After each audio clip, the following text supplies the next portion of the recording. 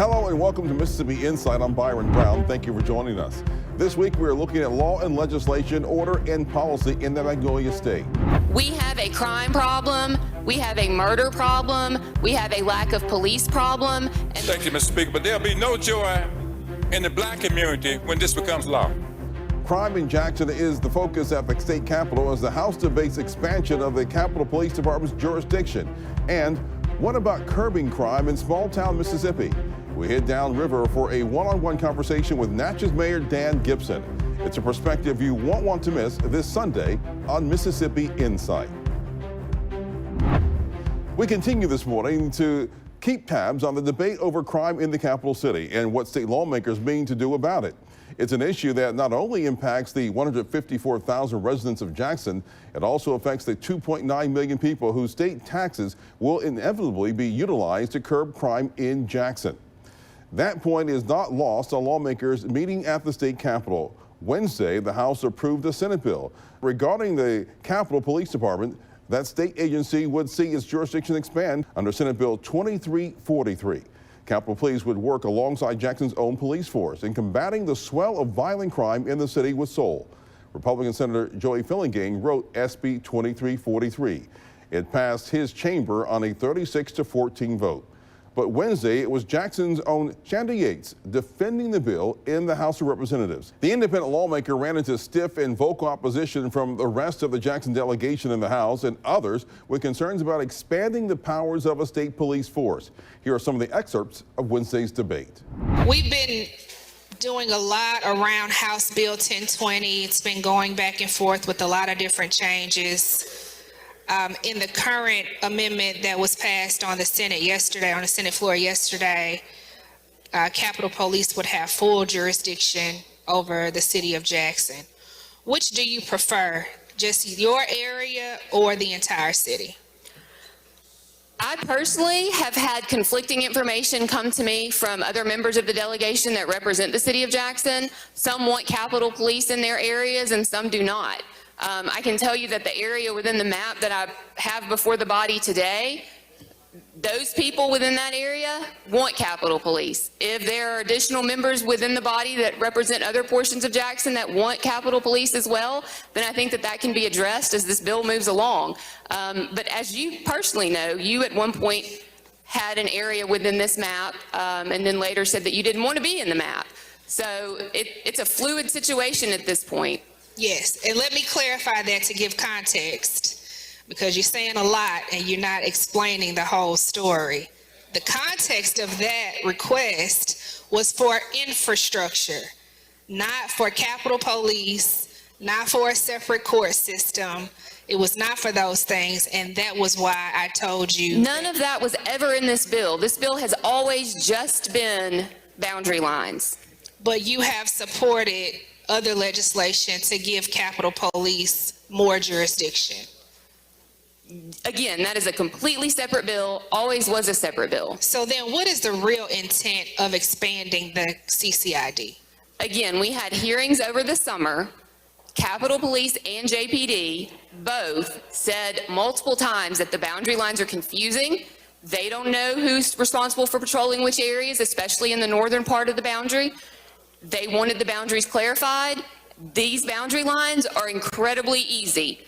There's a straight line across the northern boundary, and the easternmost boundary is the river. Don't go in the water. It doesn't get any more clear than that for everybody involved, the citizens, JPD, and Capitol Police. So expanding the CCID, again, is to give Capitol Police more territory? It would do that, yes. Okay. Do you have any data that shows that Capitol Police is actually being effective in the area that it has right now? I don't have actual data, no, but I have constituents and other people who live and work in the areas where Capitol Police are able to patrol. And I can tell you stories, again, if you'd like to hear about those, of things that they've done. And I've seen personally things that Capitol Police have done since they've been able to patrol. You've heard the discussion here. I don't have to repeat it if you're listening. You know, they have that, the Capitol Police has no access to 911. They don't have any homicide detectives. They don't have anywhere to take anybody if they arrest them. They don't have a holding facility. They don't have anything that are the true mechanism of a true police force. And so, but I will say, I don't think they intend to operate that way. So as you stand here and sit here today, getting ready to authorize a police force that you don't know how much it's going to cost, the expansion of, and then understand that they are clearly already, because they should, are beginning to ask for, we're going to need a jail. We're going to need a holding facility because we don't have nowhere to take anybody in Jackson. And they can't take them to the Hines County Detention Center because it's under the consent decree. They can't take care of the ones they got out there. So they're already talking about, not only are you going to pay us to increase this police force that you don't know how much it's going to cost, they're going to ask you to build them a jail.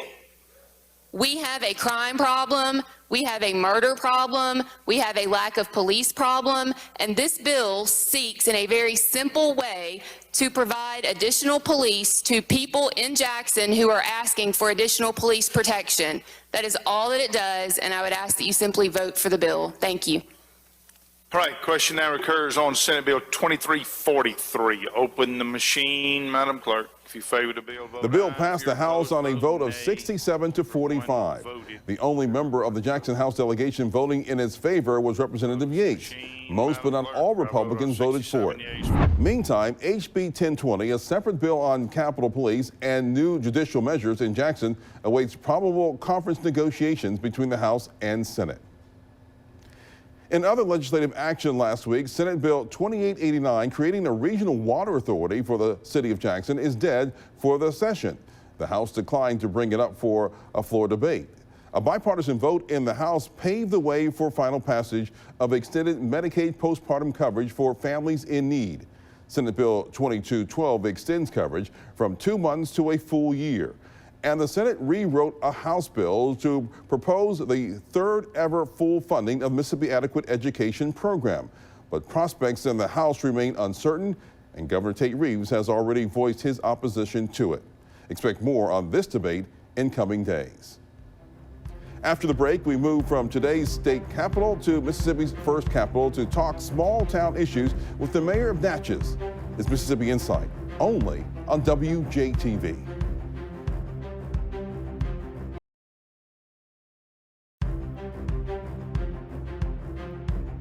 The appointment in the city of Natchez of a new police chief took us to that ancient old town by the Big River.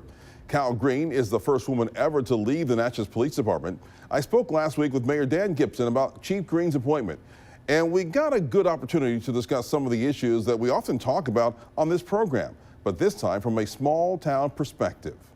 Well, it's exciting that we have appointed our first female chief, but Byron, we weren't just going for a female. We were going for the best qualified candidate, and it just so happens it was a female, Cal Green, with 26 years experience, all in Natchez Adams County, serving both the police, both the sheriff, and we just thought this is the right fit. This is what we need. What does she bring to the table that you were looking for, and what does that mean for the city of Natchez? We have noticed that Chief Green is first and foremost a public servant. She cares, and that's why she has devoted so much of her life to public service. But we've also noticed that she's no nonsense. She's tough when she has to be tough, but she also is fair. We also love the fact that she has a diplomat in her, because so much of a chief's responsibility is to not only keep the city safe, but also manage relationships with the citizens and also with the police officers to keep morale high. And also, as the chief executive in the police department, it's important that our officers have a chief they can trust and a chief they know cares about them. One of the things she says is that she really focused on community policing, once those officers out on the streets to have relationships with citizens of Natchez. How important do you think that is? That's really where the rubber hits the road. If community policing is not happening, if officers are not in the community, then how can we be effective? And also, how can we have the trust of the public? Having the trust of the public is so important, and they're only going to have that trust if they're out there visible, they're being seen. And having that trust is important if you're going to solve crime. And community policing is a very important component of solving crime and ultimately preventing crime.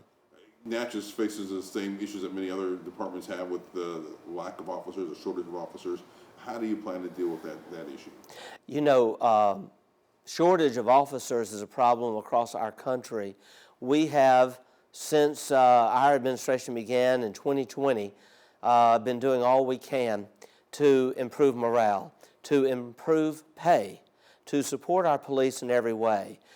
We have a new fleet of police cars. We're the first department in the state of Mississippi to replenish our police cars during a time of such challenge. We have new equipment. We have been opening the doors for new training. But in addition to that, we really want our police officers to know we care. As a result, since I've become mayor, I have yet to miss a single graduation from police academies, be it at the state center or the city of Jackson's training center. I think it's important when we have an officer taking that oath to step out in defense of others that I be there to show support. We've had alderpersons there as well, and it's so important that our police know that we care. And also she talked about how young the police force is, that a lot of the veteran officers have retired, and it's really hard to get a lot of experienced officers. How do you meet that challenge? You know, it's a real challenging time when your veteran officers are reaching that age of retirement, and who can blame them? They've worked so hard. You know, who can blame them that they want to have more time for themselves and their family?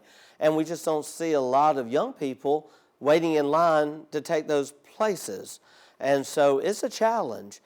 We have, though, sworn in a lot of officers since the beginning of our administration in 2020, and under Chief Green's leadership, we hope to attract and swear in more. Let's talk a little about what the city's doing when it comes to parks and recreation. You guys have got grants that you're renovating the youth center as well as improving the parks in the city.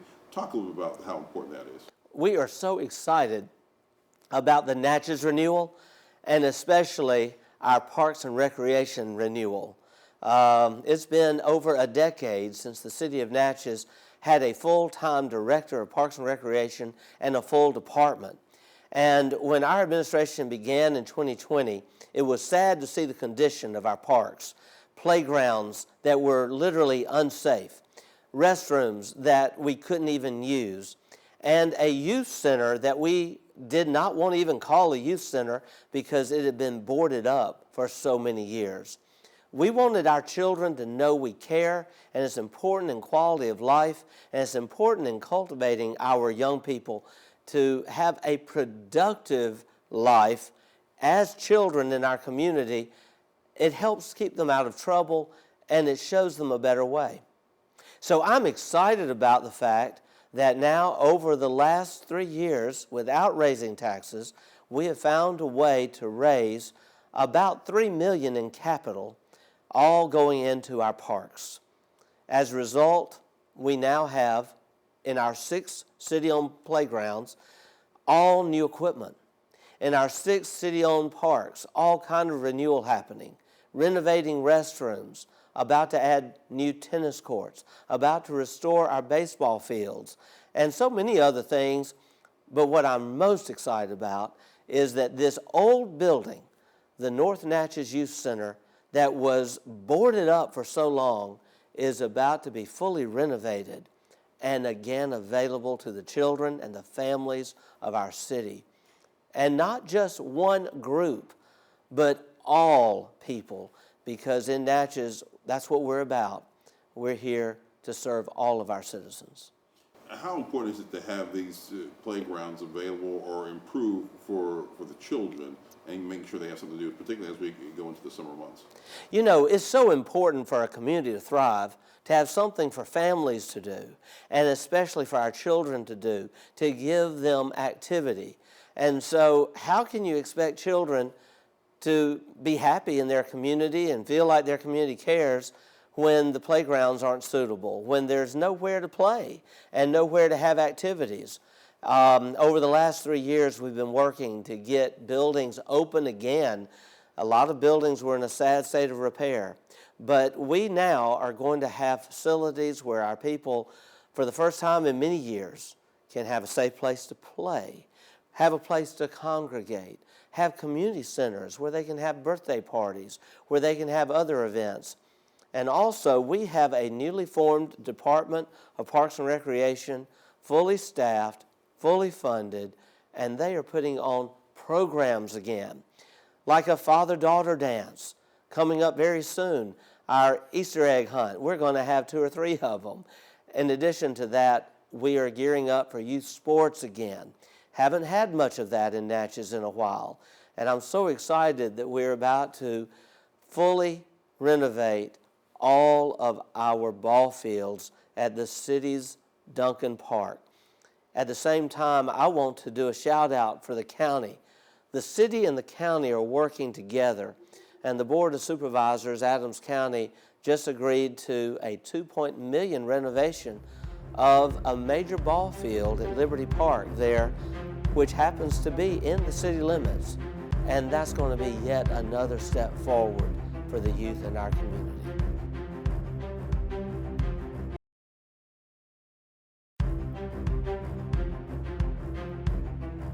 Let's talk about what's going on as far as issues of dealing with infrastructure and water. The city of Jackson has those issues, but when it comes to a smaller city like Natchez, how does that play an impact with issues that you might face when it comes to infrastructure needs? You know, every city across our state deals with their own challenges, and our hearts go out to the city of Jackson, my hometown, for what they're dealing with. One thing that I'm very grateful about in Natchez is that over 100 years ago, the leaders of Natchez had the forethought to separate our water department from the city government. It's its own standalone authority, which insulates it from a lot of the political pressures and political changes. And as a result, they have had one goal for the last 100 years, and that is to develop good water, safe water, to take care of our sewer systems, to take care of our infrastructure. And so as a result, in Natchez, while we may be one of the oldest systems in the state, we actually are rated as one of the best. I'll give you a prime example, and I'm so grateful for this. When we were going through the ice storm just a couple years ago, right now it was happening. We were in the aftermath of that February 2021 ice storm. Natchez lost, as so many others did, complete pressure, and we had no water. And we went from no water in 2 days to being the first affected utility in the state, fully approved by the Department of Health, and water flowing again. And so my hat really goes off to the leaders of our Natchez Water Office and the fact that they operate outside of the political realm, doing not all times what's popular, but what's right to make sure that we have safe and reliable drinking water.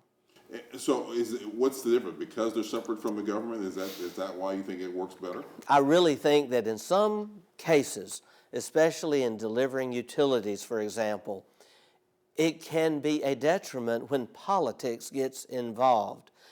And politics can sometimes, as we've seen, result in arguments, disagreements, and yet people have got to work together. And when it comes to our utilities, there's no room for disagreement. We've got to work together. It's working for us in Natchez. I think it is a good model for the rest of the state. And you think that's something that Jackson and the state should be adopting? I would encourage the city of Jackson to look at our model and consider it. But I also know that the city of Jackson has a lot of other issues, and I can't presume to say what's right for the city of Jackson. And I do have to defer to the leadership of Jackson and my friend Mayor Lumumba. I think he's doing a very good job under the circumstances. But I also have to say I am grateful that our state and that federal partners have stepped in to provide assistance. When it comes to dealing with crime in the city, in small cities and big cities, how important is it for I guess the state of the capital city? what impact does it have on maybe smaller cities when we have those issues that we're seeing at our capital city? Does it affect our state? Does it affect our state? Well, I truly believe that what happens to one really affects us all in Mississippi. We really are all in this together, and we should support each other. We should build each other up because the rest of the world is watching. And if we want to recruit new business and have more jobs and opportunity in our state, we need to project a unified front to the rest of the world. Sadly, I don't think that's happening. We're working very hard for that to happen in Natchez, Adams County, and I'm so grateful to work together with the supervisors and our city leaders and others to make that happen.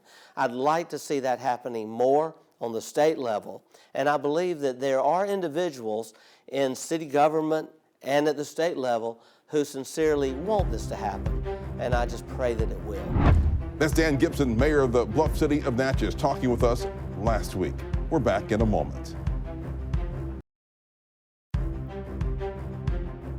Big thanks to Natchez Mayor Dan Gibson for joining us this week. We'll be back next weekend with more of the political and current affairs coverage that you demand. I'm Byron Brown from all of us here at 12 News. Make it a great weekend.